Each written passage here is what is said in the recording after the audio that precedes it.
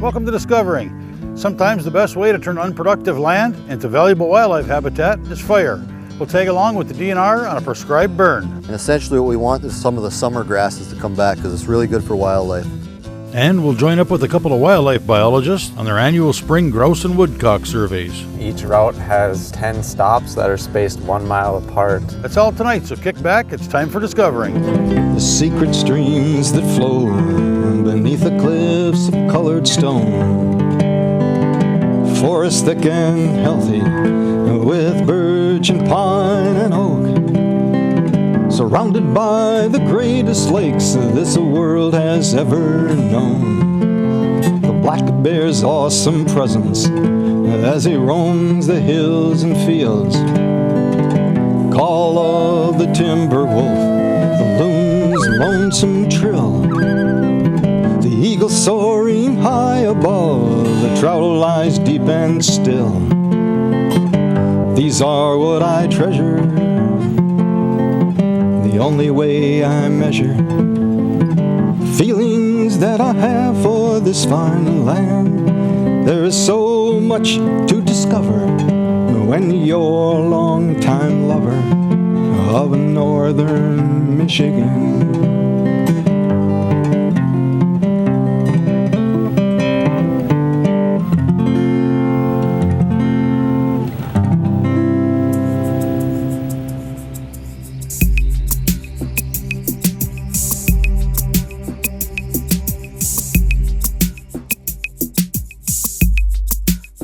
Fire can be one of the most destructive forces to a forest.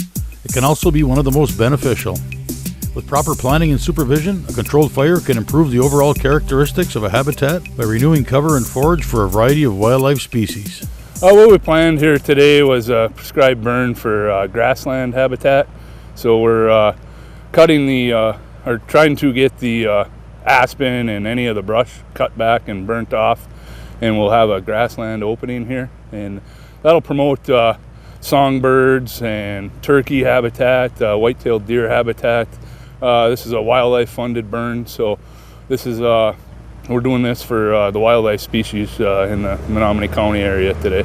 42% humidity, about 1.5. Procedure for this is Wildlife Division will give a proposal for a prescribed burning in this area, and then our Forest Resource Division comes in and writes up a plan for the field types we're in, which is grass, and the plan will have good weather parameters, so we're not burning on very high days or extreme days. We want to keep it so we can control the fire. So we go through vigorous steps on weather parameters and fire behavior parameters to get this burn complete. And then once we have an approved burn plan from Marquette, we go out here and do the preparations for the burn site. So we bring in a dozer, blade some roads off and make that down to mineral soil so we have a control line around the burn. Then we plan for the weather, talk with the weather service, and make sure we got a burn window that's going to be easily burnable plus easily controlled. So we do that. We get the team out here, do our briefings in the morning, and do our weather, on-site weather, to make sure we're in those prescriptions. And then we'll do a test burn. And if it's going to burn right, we're going to continue on with our burning. We have some ignition crew go around the perimeter of the fire, depending on how we want to light it. And then we follow up with tractor, plow, bulldozer, or the engines that we have. We have some light engines in here for holding resources. And also we have some UTVs that help out with, we got water on them too. So we just go around patrolling for spot fires across the line. And this one, the weather conditions promoted a perimeter ignition. So we'll go around the unit, start on the downwind side so we get a good black line there so the wind won't push that fire across the line. And then we start our igniters with the drip torches and go in separate directions around the burn unit.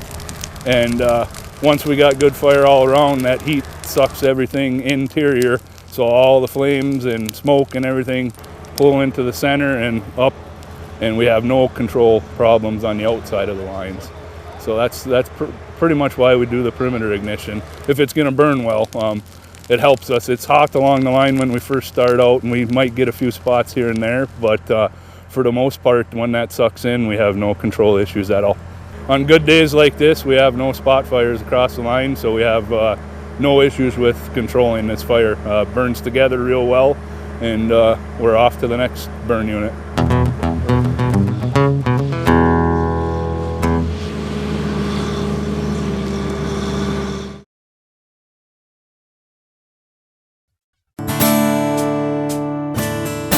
Halfway up in there, Jimmy, you'll see some big opens on your right. Oh! All right, boss.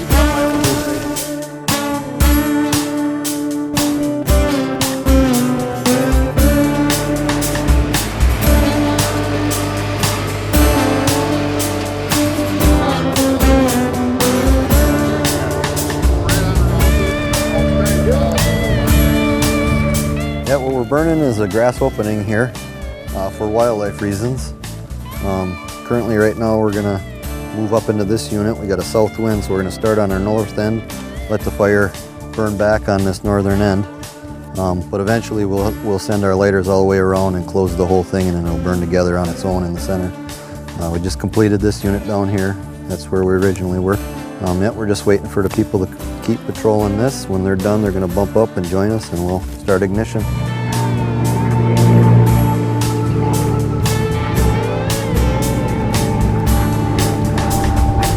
There's a lot of this dead grass in here.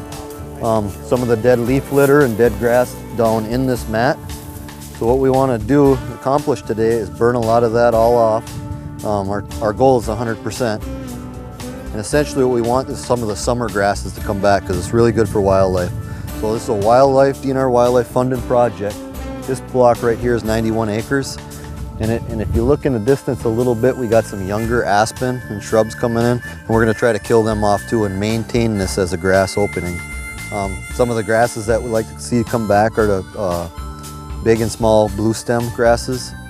And some will come back on their own, but when we burn it, it really stimulates it, and that's how it ends up doing a little better.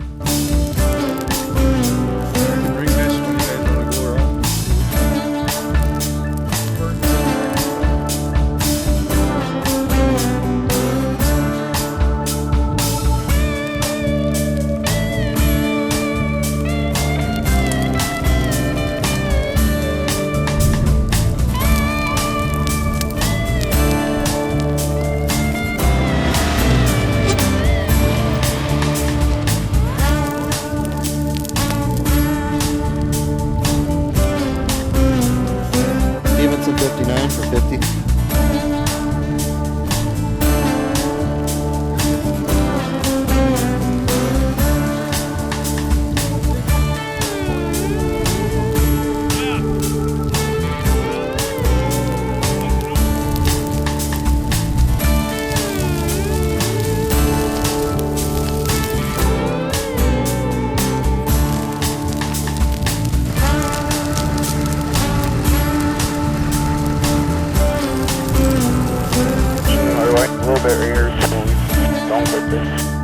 Yeah, this is not.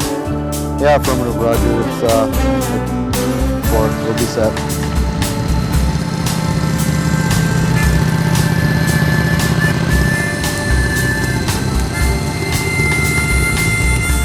Running on 55 or 50. It's going through quick. So some of this aspen that's growing in here, and you can see it all through here. This is what it'll keep trying to push into this opening. So this is what we're trying to set back. And we get a fire like this with a few feet flame lengths, and we can, it kind of bubbles the bark, girdles it a little bit, and it'll kill the aspen. Yeah, it's a big sandy area. They call it bubbling, but it actually, what it does is it blisters around the base of it. And when you get it hot enough, it will blister and it girdles it. So what you're trying to do is get a blister on this base. And if you could get at the blister, then you'll have killed this. And again, we're just trying to maintain the opening, and this is probably one of our biggest challenges, is the aspen wants to keep coming back in. So that's one of our goals, to kill off you know, a percentage of this each time and keep setting it back to be able to maintain these openings. It's okay in some places where we want it, other places where we want to maintain these openings. It's one of our bigger challenges.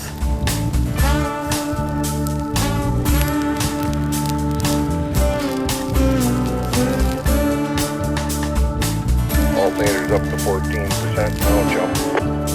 So this is actually the third time this area has been burned. Once in 2003 and once in 2009. And it's a continual burn on a rotation. One, to maintain the grasses and re-stimulate them, but two, to make sure that no aspen or other species tries to encroach in this area. So it is a continuous burn. Second time for me that I've been on this burn, third time for some of the other guys. So yeah, we just burn it as a maintenance, again to re-stimulate it and to keep other species that we don't want to. And the main stimulant is native grasses. That way we want to keep our native grasses in this area. Yeah, you got a water unit up on that north side there for sure.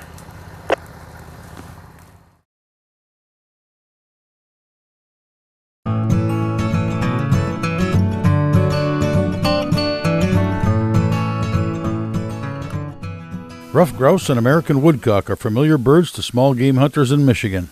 Annually, around 77,000 hunters pursue grouse and over 32,000 hunt woodcock. As a matter of fact, Michigan leads the nation in active woodcock hunters and harvest.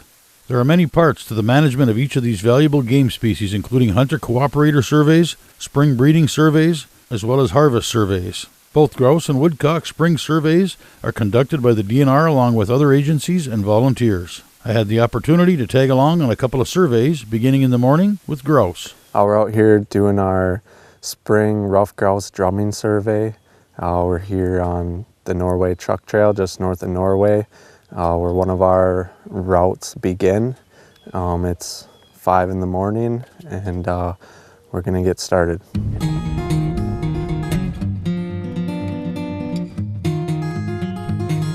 Our grouse surveys are conducted along predetermined routes that consist of 10 stops that remain consistent from year to year. Each stop is 1 mile apart from each other. The observer gets out and listens for rough grouse drums for a total of 4 minutes. After that 4 minutes, they write down the total number of drums heard. That number gives wildlife biologists and managers a good index as to what the rough grouse cycle is doing each year. The rough grouse survey is usually conducted the end of April and the beginning of May, when male rough grouse disperse and select territories that are typically 6 to 10 acres in size. They also find a log, a rock, or another high spot in order to perform their courtship display, which is the drumming of their wings. And the way that they do that is they cup their wings and they bring them forward and up with such force that it actually compresses air and emits that thumping sound that we hear. And this serves the purpose of attracting females and warning other males.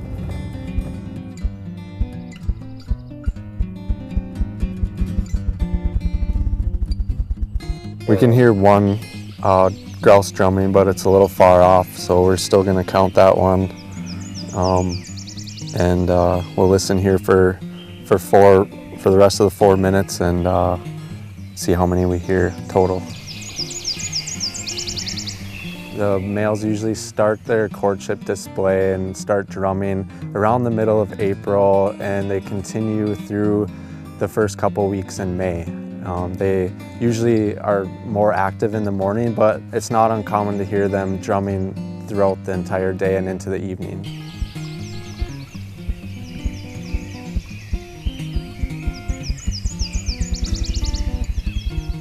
The Rough Grouse Spring Drumming Survey is coordinated by the Michigan Department of Natural Resources, but is a collaborative effort between different agencies such as the U.S. Fish and Wildlife Service and the U.S. Forest Service. Without help from these agencies, this undertaking would not be possible. The rough grouse survey is conducted all across the UP, so it's a region-wide effort, and it's conducted across the state where rough grouse are found. So the northern lower peninsula conducts a survey, and some of the other counties in downstate Michigan. Each route is done once per year, and the route remains consistent through all the years that we're conducting the survey. So these surveys have been done for a number of years, and the DNR has data on all of those routes, and so that we can get a good baseline on what the grouse cycle is doing within each year. So rough grouse usually have cyclical population. So every 10 years or so, the grouse population peaks. The last time that the Michigan population peaked was in 2010. Therefore, you would expect a low abundance estimate in the middle of the decade. However, 2014's data showed that we were one step up from the bottom. This year's data still has to be analyzed, and after we do that, then we'll really be able to tell if we're truly on an upswing in the cycle. So it's the end of our 4 minutes on our last stop.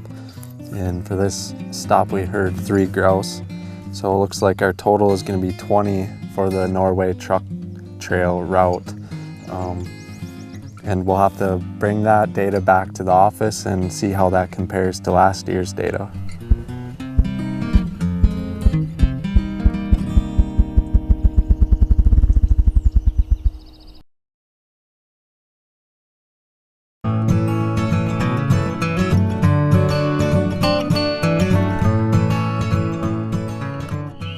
As evening rolled around, it was time for woodcock.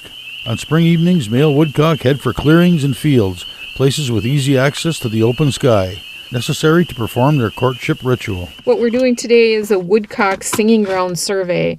These surveys have been run since the early 60s. Typically what we do is we run a road transect that runs 3.6 miles. There are 10 stops, and each stop will get out of the vehicle and we'll listen for 2 minutes. And what we're listening for is one of the calls that a male woodcock will make. Do you hear him? We had one right real loud right here. It is a courting ritual, and what that is a peent. It's Peent, and it's a kind of a nasally sound that they make while they're on the ground. And what they're doing with this is they're attempting to attract a female. They defend their little territory and they peent. So we will count not the number of peents we hear, but the number of birds that are painting. So one might paint several times while we're listening, and there might be one in another direction, another one in a direction. So what we're doing is we're counting how many birds we hear during that 2-minute segment, and then we move to the next one.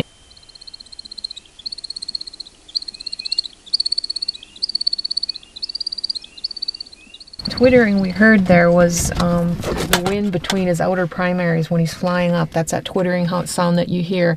And then when he gets up to elevation, sometimes 200-300 feet up there, then you'll hear kind of a gurgling, chirping twitter that he makes while he's up there. That's a call that he's making to attract a female as well. So there's really 3 different sounds that they make. The only one we count is the ground painting that we heard.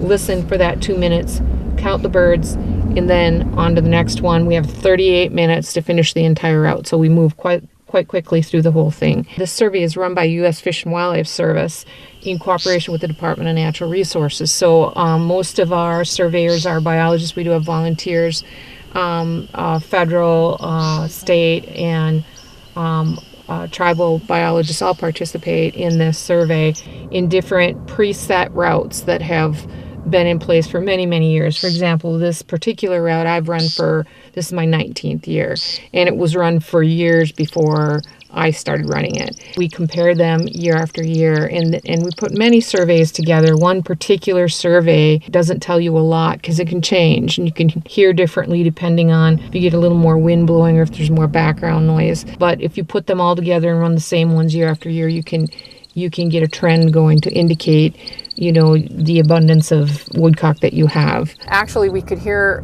several birds doing aerial flights out there, but we only heard one painting again. So that's pretty common out here, that we just don't hear them paint. Some of them, and that's why you don't count them in the air, because they fly up so high. You can hear birds that will be out of your distance, and you might count up here.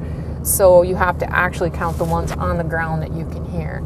We have a lot of this younger forest, multiple age classes, a mix of conifer in there that gives them some cover. There's wet ground nearby, which is a preference of theirs, so that they, the majority of their diet is earthworms. So moist soils are what they need, brings the earthworms near the surface. And then they are able to probe down into the mud and catch their preferred foods. So this area has all of those things, which makes it ideal for woodcock. And these openings we see along here, these old farms, are where they do their singing display, so singing grounds. So that's why they do so well on this particular route.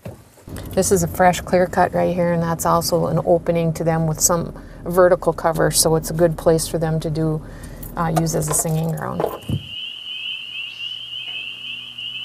The last couple of winters have been very long and very cold, and we did have some losses on birds that we found, because they always migrate up on the same day. So if they get here too early and we get a late winter storm or freezing conditions, it freezes out their ability to get to earthworms.